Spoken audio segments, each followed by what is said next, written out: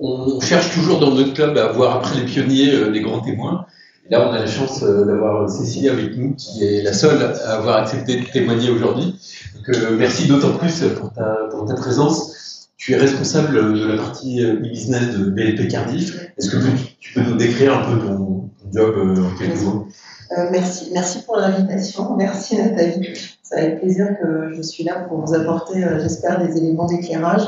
Donc avant d'expliquer effectivement ce que je fais, ce que fait mon équipe, je vais restituer le métier de BNP Paribas Cardiff, puisque BNP Paribas Cardiff est filiale assurantielle de BNP Paribas et leader mondial des partenariats en banque assurance. Et nous couvrons, vous avez compris, le business model est un business model B2B2C essentiellement, et nous couvrons dans le monde 80 millions d'assurés. Donc on propose des produits de protection et des produits d'épargne pour aider nos assurés à réaliser leur projet de vie. Or, notre mission, c'est de rendre l'assurance plus accessible et grâce au digital, en fait, on est capable de proposer certains produits en vente directe. Et la vente directe en France se fait sur cardiff.fr. Et c'est le business que je pilote. Et donc sur cardiff.fr, vous allez pouvoir retrouver deux produits essentiellement, l'assurance emprunteur et l'assurance habitation en souscription digitale. Alors, je fais partie d'une BU qui s'appelle Cardiff Next, qui permet en fait justement, qui développe cette commercialisation sur Internet en direct, mais également qui propose en fait nos produits au travers d'acteurs qui sont eux digital natives. C'est le cas notamment du compte Nickel, qui propose sur leur app l'assurance habitation. Donc, vous l'aurez compris, dans le cadre en fait, d'une distribution directe, être bien présent sur les assistants virtuels est clé et suivre ces nouveaux usages, pour nous, c'est clé. Justement, on se pose un peu la question parce qu'on a l'impression qu'il y a une vague qui arrive qui est absolument gigantesque. Toi, tu es dans un poste de pilotage où cette vague elle risque de t'affecter de manière très significative. Comment est-ce que tu appréhendes ce changement? Est-ce que c'est une révolution, une évolution? Enfin, quel est l'état d'esprit dans lequel tu vois arriver ce changement? Alors, c'est pour nous, en fait, une évolution, puisque grâce en fait, au travail que l'on fait sur le SEO, on est habitué, on a cette pratique de suivre ces changements, de suivre les changements qu'apporte Google, notamment sur ses algorithmes. Donc, les équipes sont habituées en fait, à se remettre en cause régulièrement et à changer leur façon de faire. Donc, on a déjà des bonnes pratiques. Ça, c'est le premier point. Ensuite, on fait des remises en cause qui sont constructives. Et j'ai beaucoup apprécié, j'ai entendu au travers des experts qui se sont exprimés, c'est notamment en fait la marque, le contenu, l'orientation client, l'orientation produit sont plus importants encore qu'on était, et ils sont essentiels pour bien émerger en fait sur les LLM et sur ces assistants virtuels.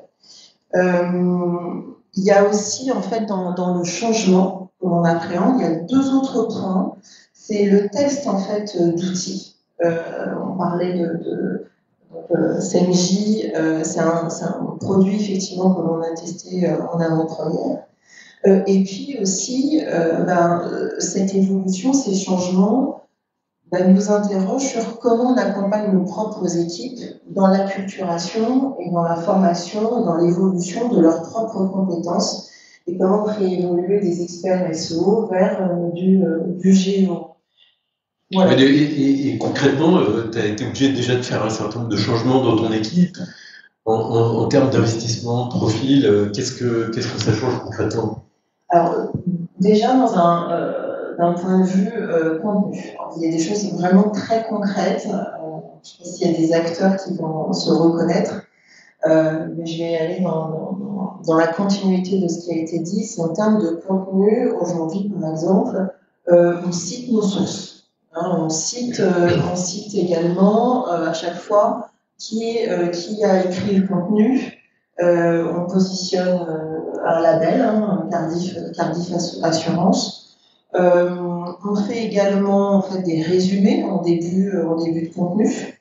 On écrit le contenu pour être compris par les LLM avec des questions et des réponses. Donc on s'inspire de ce que nous disent les clients au téléphone. Ça c'est clé. On parlait effectivement d'être off-site. C'est tout à fait ça, c'est-à-dire qu'on fait en sorte d'être cité par des marques et des médias d'autorité. Les avis clients sont clés, donc on les met davantage en avant. Et on sait que en fait, le progrès en termes de contenu est devant nous. Ça, c'est pour la partie contenu. Ensuite, il y a la partie veille, et là, il y a un gros travail qui est fait avec les équipes de Nathalie, parce que ça va très très vite. Et en fait, on se doit d'être ensemble pour comprendre les changements qui ont lieu à l'étranger, en France, sur différents secteurs. Et donc, on capitalise sur les veilles que l'on fait à la fois opérationnellement, donc ça, c'est effectivement ce que l'on fait nous sur le terrain, et ce que les équipes de Nathalie voient par ailleurs et les tendances qui arrivent. Dans les impacts concrets, il y a les outils qu'on teste, et puis il y a les montées en compétences de nos équipes. D'une part l'acculturation, d'autre part des tests concrets, et puis il y a quelque chose qui est assez nouveau aussi et qui s'est mis en place très très vite. Ce sont des groupes d'experts qui se parlent régulièrement et qui partagent en fait leurs enjeux et ce qui va remettre en cause et comment ça va remettre en cause leur propre métier. Et ça, c'est une initiative initiée par ces experts dont ils sont très très fiers et qui permettent d'accélérer la prise de conscience et les actions très concrètes. Et comment on fait quand on a une évolution qui est aussi rapide pour trouver des expertises qui font autorité et qui permettent finalement d'avancer dans la compréhension des impacts que ces changements vont avoir pour toi et ton équipe? En fait, on interroge beaucoup nos partenaires techniques et les agences avec lesquelles on travaille. Je trouve, moi, pour être dans le business et dans le digital depuis plus de 20 ans, je trouve que cette évolution, elle marque aussi une évolution des propres agences qui vont très vite dans la compréhension des enjeux et dans la proposition de solutions. Et notamment, si on peut parler des outils que nous on utilise sur différentes problématiques, il y a notamment sur le SEO, il y a Femj qu'on utilise pour nous aider à optimiser à la fois les contenus, les métadonnées, on parlait des métadonnées tout à l'heure, de renseigner les différents champs des pages HTML, c'est tout à fait ça. Dans la création des contenus riches, il y a PlayPlay qu'on utilise également, qui est très performant et qui est validé groupe, ça c'est important. Getfluence également pour déployer notre contenu plus largement. Les outils de mesure, alors pour le moment c'est assez émergent, puisque on teste différents outils de mesure. C'est encore en exploration de notre point de vue. Il y a la brique de SEMrush, il y a PCase Voicea, il y en a d'autres qui ont été cités. On voit bien qu'il y a différents outils qu'il faut appréhender, explorer, comprendre aussi comment ces outils font leur reporting. Parce qu'il peut y avoir facilement des biais de sélection sur ces outils. L'échange avec effectivement les éditeurs sont aussi clés pour comprendre ce qu'ils attendent également d'annonceurs comme nous. Ok, super. Il y a aussi un côté obscur finalement à toute cette évolution, et quand on est dans un grand groupe, on se doit aussi d'analyser les risques, les contraintes. Comment est-ce que c'est appréhendé par ton équipe? Alors, d'abord, il y a effectivement les risques quand on demande à l'ingénieur de nous aider à optimiser un contenu. Il y a systématiquement, de toute façon, un contrôle humain. puisque voilà, on n'est pas à l'abri et on l'a vu, on l'observe au quotidien. Il y a des biais, il y a des erreurs, il y a des raccourcis qui se font. Donc il faut absolument voilà, un contrôle humain. Et puis il y a aussi un élément qui me paraît essentiel, c'est qu'il y a un enjeu pour ces outils-là. C'est-à-dire que l'enjeu pour ces outils, comme c'est l'enjeu toujours pour Google de proposer la meilleure solution le plus rapidement possible, hein, c'est de proposer le meilleur produit d'assurance le plus vite possible et la meilleure solution le plus vite possible. Donc, ces outils doivent agréger finalement le meilleur des propositions des annonceurs et des marques qui font autorité. Donc il y a effectivement ce risque-là qu'on observe. Nous, ce que l'on fait absolument, c'est que aussi on fait en sorte d'être transparent. Donc on explique quand on produit un contenu à quel niveau de création on a utilisé l'IA. Donc il y a ce point-là, et puis on est attentif également à l'impact énergétique. L'impact énergétique, déjà dans les modèles que l'on utilise, on fait en sorte de les utiliser à bon escient. Et puis on a des discussions avec les éditeurs, puisque on a un rôle également vis-à-vis finalement sociétal. C'est que vous l'avez cité, je crois que toi, moi, on utilise tous l'IA pour faire nos recherches, mais est-on conscient, à chaque fois qu'on le fait, de l'impact que ça a pour l'impact énergétique. Donc, il y a peut-être un rôle à avoir aussi avec les éditeurs pour qu'en termes de recherche, on le fasse aussi à bon escient et de façon responsable. Et au niveau compliance, il y a des sujets particuliers ou pas? Alors, à quel niveau tu parles de dans les parcours, est-ce que finalement le fait que la technologie puisse donner des réponses à valeur ajoutée, ça peut être considéré comme du conseil Alors, si les IA le font directement, tu veux dire, vis-à-vis du client final, alors il y a effectivement un sujet plutôt réglementaire. Aujourd'hui, il n'est pas distributeur d'assurance qui veut, puisque on se doit d'être conforme, hein, d'avoir un agrément, et puis d'avoir une formation. Je crois que les IA à date ne s'inscrivent pas dans les 15 heures de DDA obligatoires pour chacun des fondateurs, etc.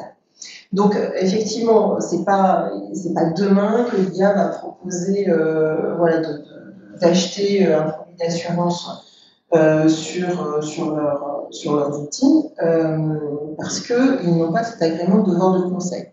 Et donc, peut-être qu'il y a des choses quand même à penser avec eux, parce que l'achat intégré, c'est maintenant, mais il y a peut-être quelque chose de malin à dire, ok, tu peux conseiller sur un produit complexe, mais de toute façon, le devoir de conseil, c'est encore le distributeur qui doit être en charge. Et je trouve ça très bien, parce que c'est des produits justement complexes et il faut poser les bonnes questions. Et si l'IA n'est pas au courant, on sait d'office que la réponse ne sera pas la meilleure. Si on fait un peu de prospection, comment est-ce que tu vois l'évolution dans les années à venir? Alors, il y a déjà la façon dont on appréhende effectivement le contenu. Je pense que c'est plutôt une bonne nouvelle pour les communicants, je trouve, parce que ça met en avant la marque, l'orientation client, les fondamentaux finalement du conseil et l'orientation client, le produit. Donc c'est de la création de contenu va être clé et des bons contenus à valeur ajoutée. Et voilà, je trouve déjà d'une part de ce point de vue-là, d'un point de vue contenu, c'est un bon point. Ensuite, il y a un enjeu, ce que je disais tout à l'heure, il y a un enjeu pour les IA, c'est de proposer toujours un contenu pertinent. Si la confiance est rompue, c'est un danger pour ces outils. Donc, et on le voit bien d'ailleurs que aussi il y a des sites médias qui refusent c'est que les LLM viennent, les médias viennent voir le contenu pour être toujours pertinent, qu'ils soient pas déformés, etc. Donc ça, c'est un premier point. Ensuite, il y a l'achat intégré. Donc ça, c'est déjà là, mais c'est comment, effectivement, niveau assurance, on peut faire partie, on peut proposer notre produit de façon la plus pertinente et répondant aux besoins. Il y a également la monétisation, puisque aujourd'hui il y a une certaine monétisation, mais on en est qu'au début. Voilà un peu les évolutions que l'on observe aujourd'hui, et nous on a un peu aussi, je parlais de distribution directe, mais comme vous le savez, on a un business qui est B2B2C.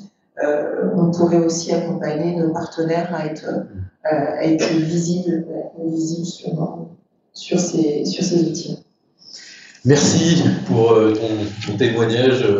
On est très en avance de phase, et donc on a eu du mal à obtenir des témoignages de part des grands témoins. Donc c'est d'autant plus précieux d'avoir ton éclairage sur ce changement qui est en train de se passer. Merci beaucoup. Merci.